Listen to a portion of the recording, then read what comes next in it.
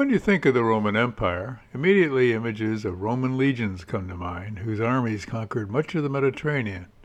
Or maybe you think of images of the Roman Senate.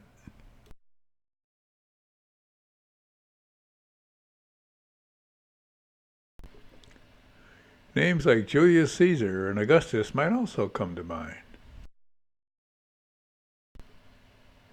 And you might think of some of the famous architecture, some of which you can still see today if you visit Rome. These are real images of Rome and properly associated, and we'll talk about most of these things.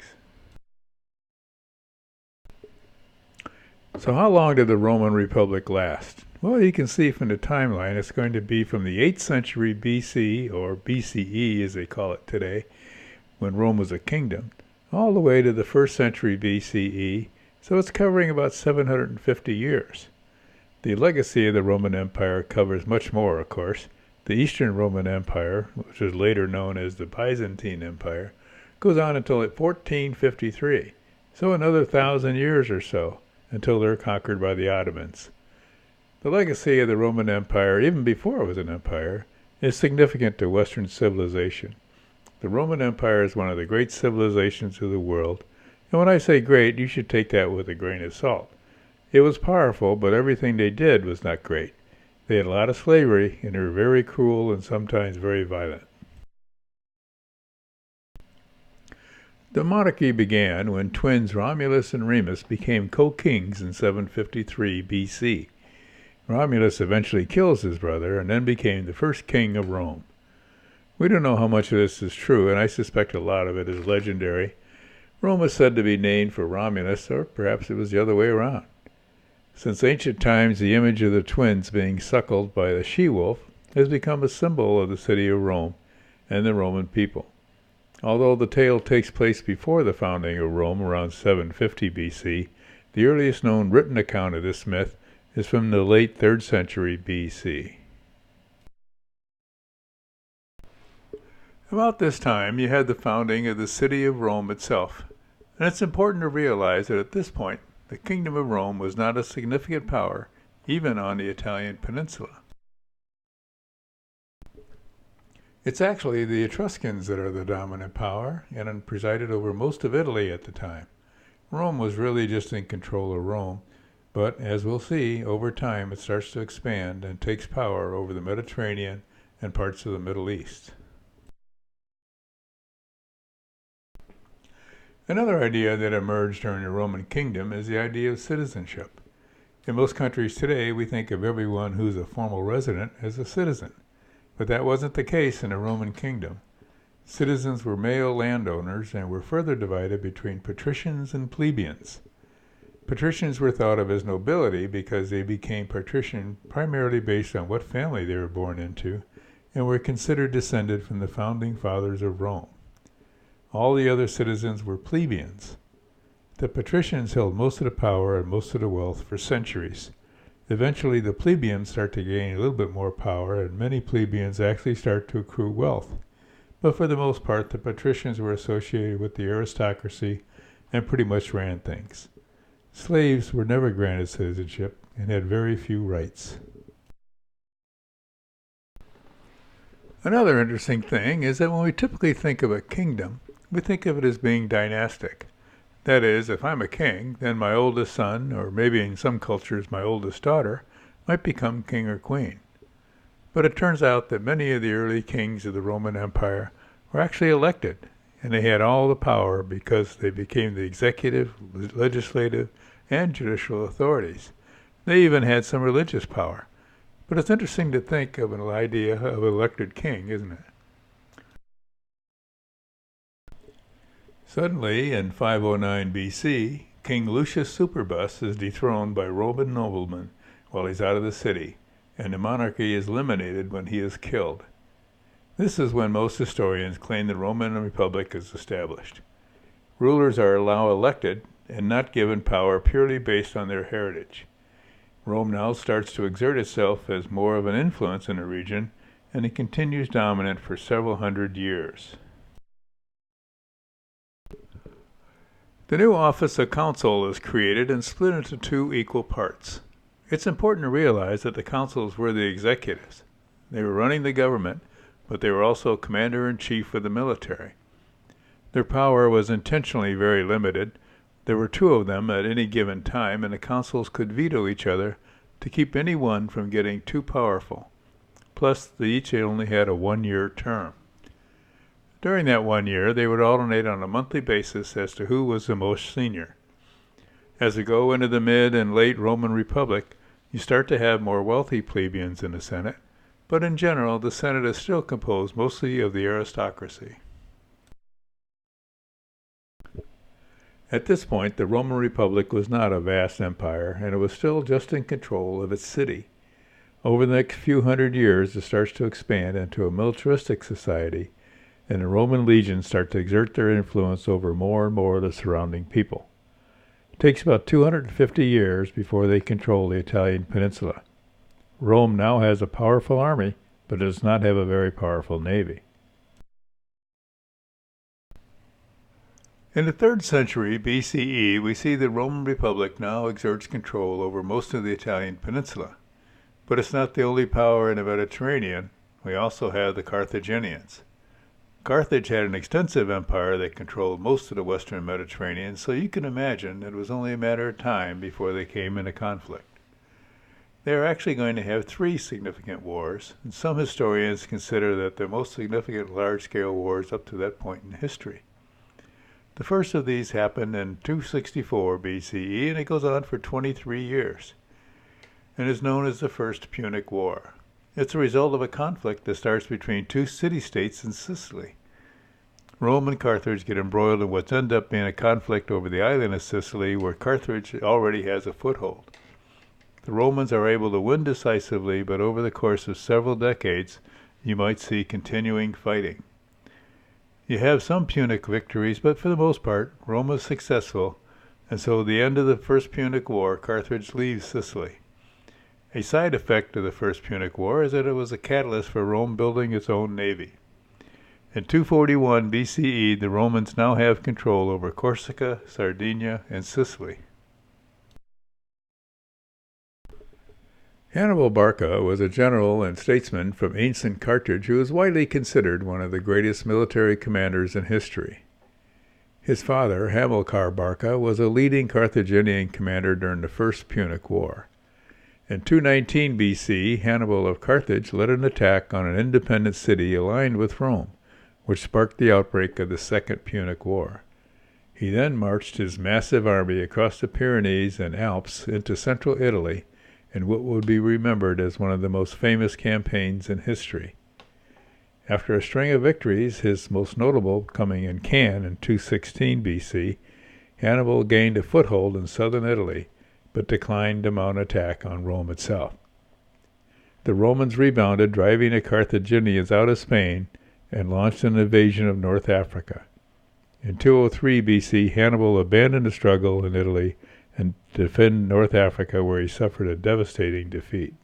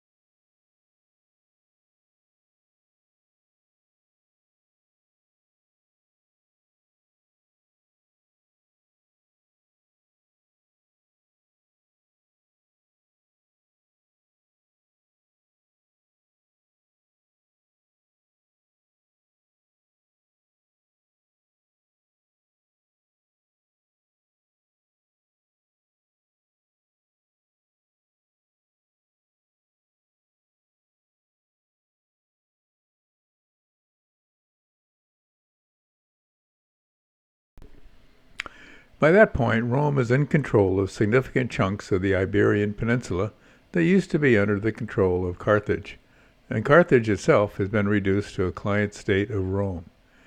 In 149 BC, as Carthage is once again trying to rebuild its military, the Romans decide to just finish them off once and for all. They start the Third Punic War, which is really the one where Rome goes to destroy Carthage, ending a 700-year city-state, and the city of Carthage is utterly destroyed. It was burned in a systematic way to ensure that Carthage would never rise again to threaten Rome. The Romans are now the dominant power in the Mediterranean, including Carthage's African colonies. The same year, the Romans were also able to take control of Greece, and so as we exit out of the Third Punic War, we have a Rome that is extremely powerful, and this Roman Republic is starting to resemble an empire. Things are relatively stable until Spartacus was a Roman soldier who deserted and was taken captive and later enslaved. Because of his skill and his strength, he was trained at the gladiator school to become a heavyweight gladiator. Spartacus was among a group of gladiators plotting to escape. Initially, only about 70 slaves were part of the plot. Though few in number, they fought their way free from the school and seized gladiatorial weapons and armor. The escaped slaves defeated the soldiers that were sent after them, plundering the region, and recruited many other slaves into their ranks. Once free, the escaped gladiators chose Spartacus as their leader. The rebels also defeated a second Roman expedition, nearly capturing their commander, killing his lieutenants, and seizing the military equipment. With these successes, more and more slaves flocked to the Spartan forces, as did many of the herdsmen and shepherds of the region, and their ranks swelled to some 70,000. They spent the winter of 73-72 BC in training, arming and equipping their new recruits, and expanding their raiding territories. Alarmed at the continued threat posed by the slaves, the Senate charged Marcus Crassus with ending the rebellion. Crassus was put in charge of 8 legions, which were approximately 40,000 trained Roman soldiers. Crassus deployed 6 of his legions and detached 2 more to maneuver behind Spartacus. Crassus' legions were victorious in several engagements, forcing Spartacus further south. By the end of 71 BC, Spartacus was encamped near the Strait of Messina. At this time, the legions of Pompey were ordered by the Senate to head south to aid Cassius. While Crassus feared that Pompey's arrival would cost him the credit, Spartacus unsuccessfully tried to reach an agreement with Crassus. When Crassus refused, a portion of Spartacus's forces fled with Crassus's legions in pursuit. When the legions managed to catch a portion of the rebels, discipline among Spartacus's forces broke down, and Spartacus now turned his forces around and brought the entire strength to bear on the legions in one last stand. The rebels were routed completely, with the vast majority of them being killed on the battlefield. It is assumed that Spartacus died during the battle, but his body was never found. 6,000 survivors of the revolt, captured by the legions of Crassus, were crucified, lining the Appian Way from Rome to Capua.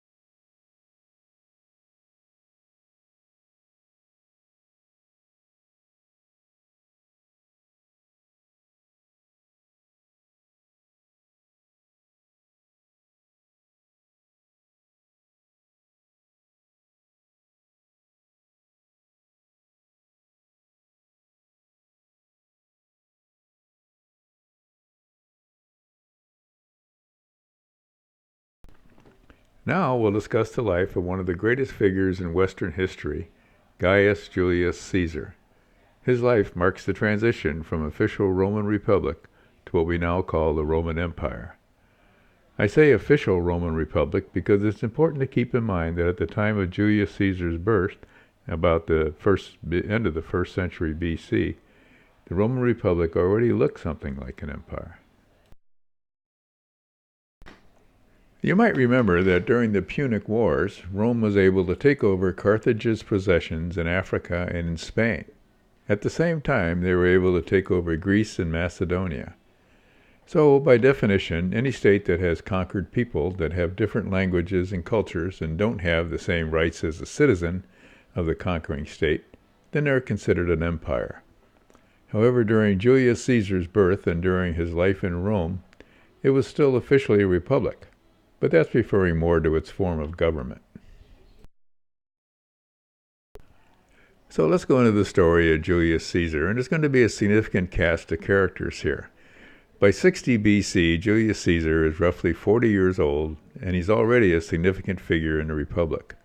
He is born to a patrician family and rises up through the ranks. He's a charismatic figure, and in 60 BC he forms an alliance with two other powerful people in Rome, that's Crassus and Pompey, which later gets known as the First Triumvirate. Crassus, the Spartacus hero, you remember, is the richest man in Rome and was a good bit older than Julius Caesar. Pompey is also a little bit older and was a significant general in the Roman Republic. This informal agreement allowed the three of them to hold the power and control the Senate. Even though Julius Caesar was a patrician, who were generally conservative, the triumvirate wanted to do more things for the people, and therefore you can view them as progressive. For example, they wanted to do land redistribution versus the conservatives who wanted to hold the power in the aristocracy, and also to expand the rights of citizenship. So this first triumvirate was able to use their influence to put Julius Caesar in as a consul for the year 59 BC, and is able to dominate that position, becoming even more powerful. He tries to put his populist reforms in place, and he created a lot of tension in the Senate between the populists and the conservatives.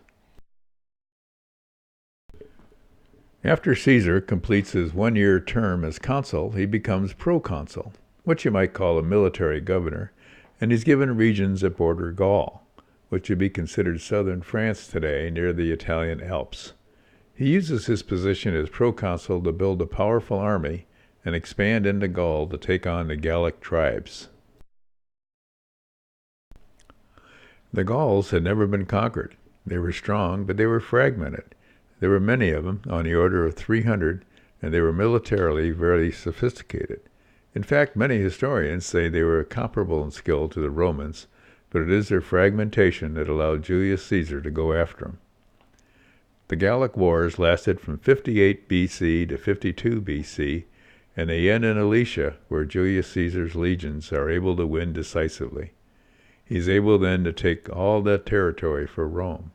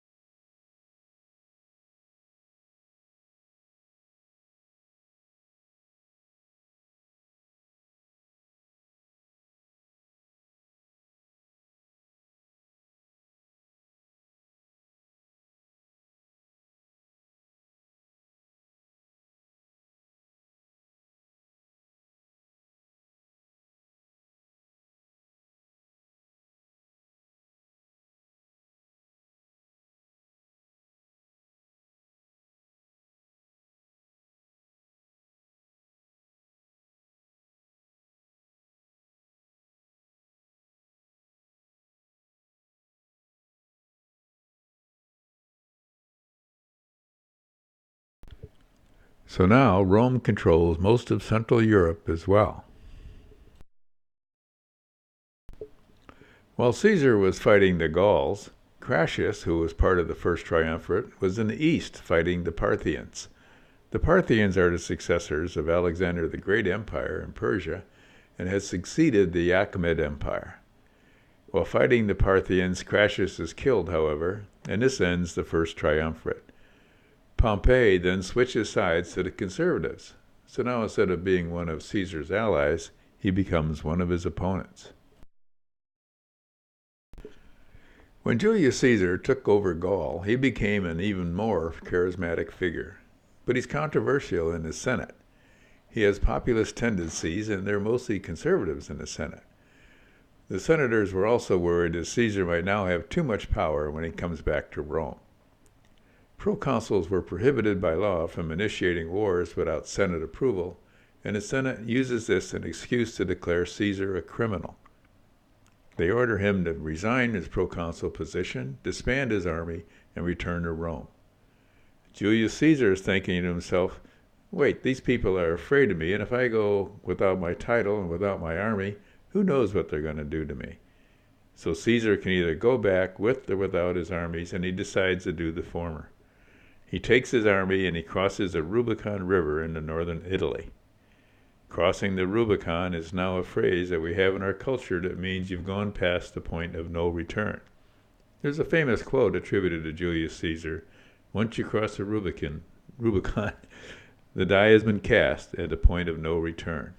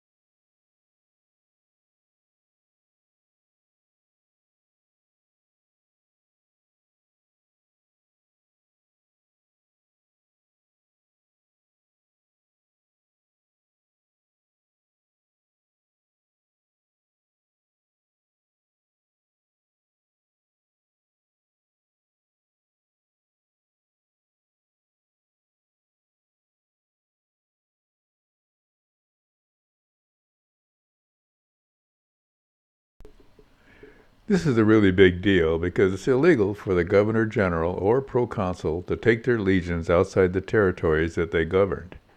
And he wasn't just taking them into the Italian peninsula, he was taking them all the way to Rome.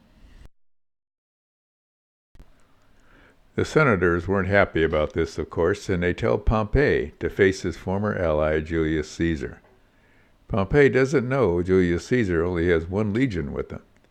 In Alicia, he had 4,000 or 5,000 soldiers, so Pompey is thinking surely if Julius Caesar is crossing the Rubicon, he must have a large army indeed. Pompey tells the senators, I'm not going to keep them from going to Rome just yet. I'm going to go to Greece, where we can build up our armies and make sure we're prepared to retake Rome. The senators, of course, weren't too happy about this either, but a good number of them said, okay, if you're going to go, then we're going to go with you. Julius Caesar is unable in 49 BC to take Rome. By now, much of the power of Rome has moved over to Greece, however, and Pompey is in total control of significant fractions of the army and navy. A civil war has broken out now in the Roman Republic. Caesar puts his second-in-command, General Marcus Antonius, also known as Mark Antony, in charge of Italy and leads several of his legions across the Adriatic. No one would have expected them to cross the Adriatic in the winter or to break the blockade, since Pompey could hold the navy. But Caesar does, and is able to engage Pompey several times, and finally in 48 BC, he's able to decisively beat him in the Battle of Pharsalus, which is in central Greece. Pompey decides to retreat to what he considers to be friendly Alexandria, Egypt. A little background on Egypt might be helpful at this point. When Alexander the Great conquered Persia, he also conquered Egypt. And when he died, one of his generals established the Ptolemaic Egypt, which bribed their way to maintain their independence from Rome. The Ptolemies that ruled Egypt for a couple of hundred years at that point, and when Ptolemy XII dies in 51 BC, he states in his will that he wants his two children to co-rule Egypt. They were young at the time. Ptolemy, who was creatively called Ptolemy XIII, was only 10 years old, and his daughter Cleopatra was 18. Well, you can imagine this co-rule thing doesn't really work out that well, and civil war breaks out in Ptolemaic Egypt. Ptolemy XIII is only a 10-year-old kid, remember, and so adults are probably running the show, but his supporters seem to have the upper hand at the time that Pompey is arriving in Alexandria. Alexandria is the seat of power established by Alexander the Great in Ptolemaic Egypt. In 48 BC, Pompey is killed by the supporters of Ptolemy XIII, thinking that this is going to curry favor with Julius Caesar. The Roman, though, doesn't like this, and he has a reputation as a magnanimous ruler, someone who likes to forgive his enemies to unify the people. When Caesar goes to Alexandria, he realizes that Ptolemy has killed Pompey.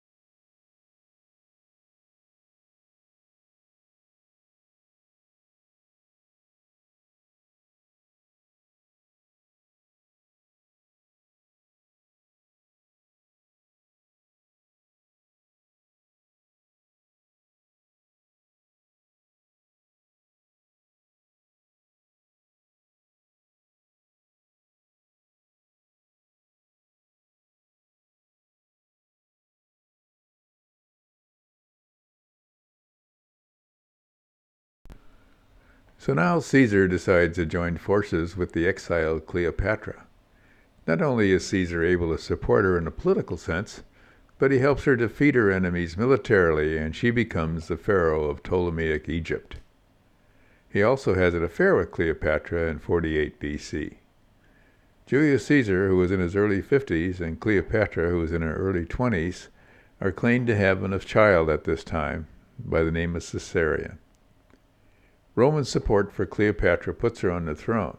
Caesar does not take control of Ptolemaic Egypt, but instead makes Ptolemaic Egypt something of a client state of the Roman Empire.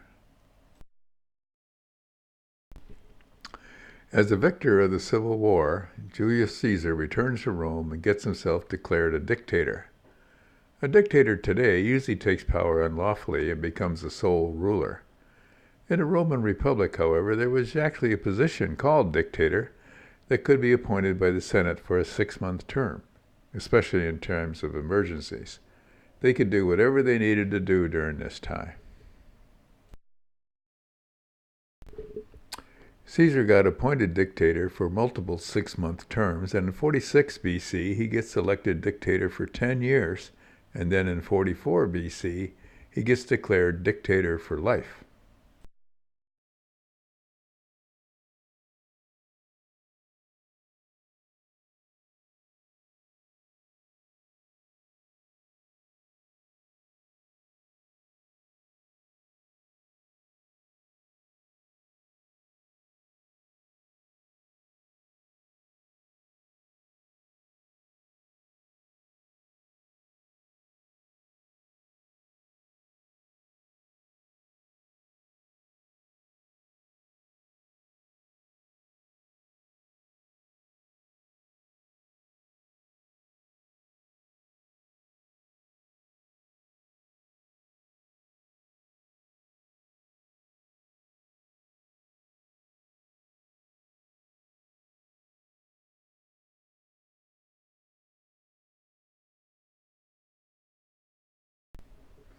Even though he tried to be somewhat conciliatory, Caesar's enemies were brooding and wondering what they could do to get their power back. Caesar was even heard preparing to have himself declared king. They recruited Brutus and his friend Cassius to do the dirty work. Brutus was close to Julius Caesar. However, Caesar's attempts to assume greater power for himself had put him at odds with the conservative Roman elite and members of the Senate. Brutus eventually came to oppose him and fought on the side of Pompey the Great against Caesar's forces in the Civil War. When Pompey was defeated at the Battle of Pharsalus in 48 BC, Brutus surrendered to Caesar, who then granted him amnesty. However, the underlying political tensions that led to the war had not been resolved. Due to Caesar's power-hungry behavior, several senators calling themselves liberators plotted to assassinate him. They recruited Brutus, who took a leading role in the assassination.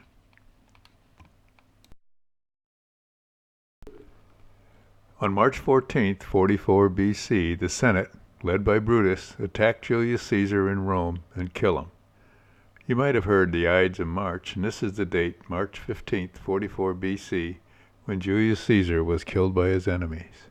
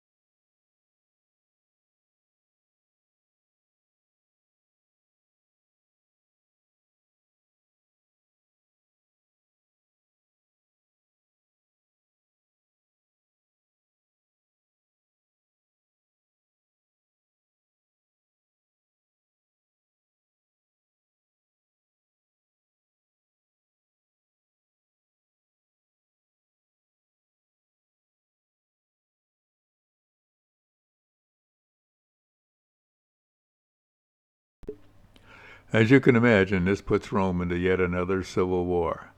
Before we leave Julius Caesar, though, it's worth noting one of his populist reforms that he's well known for, and that's establishing the Julian calendar. The previous Roman calendar was an annual basis, but the Julian calendar got a lot closer to our current Georgian calendar that we still use today. Caesar's reform created a calendar that remained aligned to the sun without any human intervention. So I'll leave you here. In the next segment, we'll talk more about what happened after the assassination. At the time of the assassination, Julius Caesar and Mark Antony were friends and co-consuls. Now Mark Antony is the remaining consul, and he's unsure whether he should try to punish the primary conspirators, Brutus and Cassius. The Senate and the public are torn between supporters of the assassination and those who wanted Caesar to remain in power. Antony decides to let things calm down a little before he rushes Rome into another civil war. He temporarily pardons Brutus. As a result, the conspirators are able to escape Rome and flee to the east, where they are de facto leaders of the eastern provinces. In 43 BC, things get a little more interesting. Julius Caesar in his will had declared that his nephew and adopted son Octavian would be his natural heir. Antony was one of Julius Caesar's right-hand men throughout, and one of his strong supporters when he came to power. He rightfully could have claimed that some of the power that Julius Caesar had was his. There was also a third figure, Lepidus, and so these three characters got together and they formed what is called the Second Triumvirate. You might remember the first triumvirate among Julius Caesar, Pompey, and Crassus was an informal agreement, but this one actually gets legal backing from the Senate. They were given incredible power over the Roman Republic. They decide to go after the conspirators, and in 42 BC, at the Battle of Philippi, Brutus is killed. After the defeat of the conspirators, they essentially divide the Republic into three parts. Mark Antony becomes the de facto ruler of the East, and Octavius becomes the de facto ruler of the West, and is actually the nominal ruler over Gaul as well. Lepidus gets Africa. 41 BC is where Cleopatra re-enters the picture, and she always makes things a little more interesting. Mark Antony moves east to Ephesus, which is in Turkey, to manage his portion of the Republic, and he asks Cleopatra to meet him there. Eventually they go back to Alexandria together, and one of the most famous romances in all of history begins. Mark Antony and Cleopatra have 3 children together, 2 of which were conceived at this time period around 41 BCE. In 40 BC, the Parthian Empire had control of the old Achaemenid Empire and the Seleucid Empire, and they are a check on ancient Rome. The Parthians decide they'll flex their muscles and invade Syria. The Romans already had trouble with the Parthians during the First Triumvirate when Cassius was killed, so the Romans had some interest in going after them anyway. Now you have the Parthians taking it to the Romans on the offense. Antony finds out about this while he's in Egypt, and he's embarrassed since he's in charge of the East. He plans a major campaign to fight the Parthians.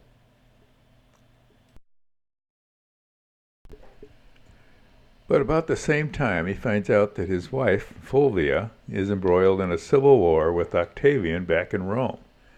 The triumvirate among Octavius, Antony, and Lepidus, particularly between Antony and Octavian, was crumbling. Both of them saw themselves as the natural heirs of Julius Caesar, and now his wife was mixing it up with Octavius. Antony, in order to defend his wife's honor, heads for Rome, but his wife soon falls ill and dies, ending the rebellion. Octavian and Antony reconcile, they blame everything on Fulvia, and decide once again to be friends. The Republic is again formally divided between East and West. Lepidus was always kind of a third wheel and relegated to Africa again, and he ultimately was ousted. Antony now returns to Egypt. Soon Julius Caesar's son, Octavius, takes the name Caesar and claims to be the rightful heir to Julius Caesar.